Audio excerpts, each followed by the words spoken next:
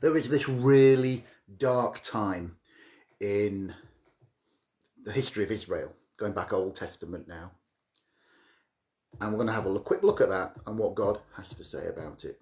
Hi, good morning. Welcome to Uber Grace, where the grace is always uberlicious.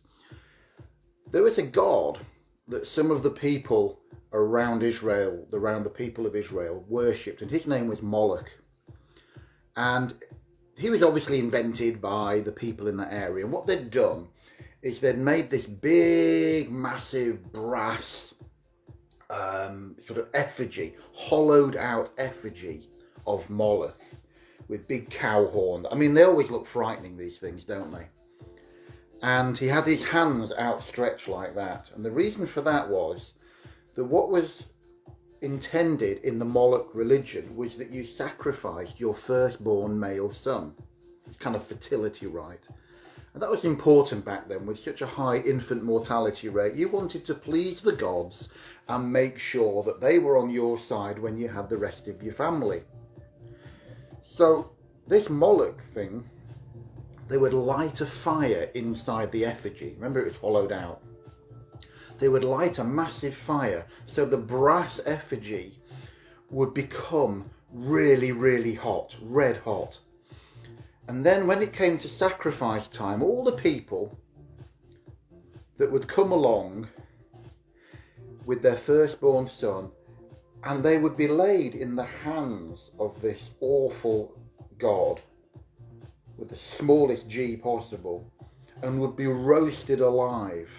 Screams and smell of flesh and all that. Absolutely diabolical. And the thing with this is that this is what the people of Israel, God's chosen people, actually got into. I mean, they were doing this, you know. And it would probably take a baby, I don't know how hot the hands were, but it's probably 3 or 4 or 5 minutes of roasting, at the most, really, before one of these children would actually be dead. Horrendous few minutes, especially for the parents, especially for the baby, you know, but just horrendous. And these priests all round, it's amazing what this force of religion will make people do. It really is. But anyway, why am I telling you this beautiful, precious story? Not. It's because you get to the book of Jeremiah and God is speaking to the prophet saying, look at that goes on over there that I've just described. Such horrible, horrific stuff would never, ever enter the mind of God. I mean, he's basically saying this is how twisted you humans are, right? Because I, as God, would never have come up with something as horrendous as burning somebody for those few minutes until they die. Let me roll forward a few hundred years or 8,000 years. And somehow this loving, gracious Father God,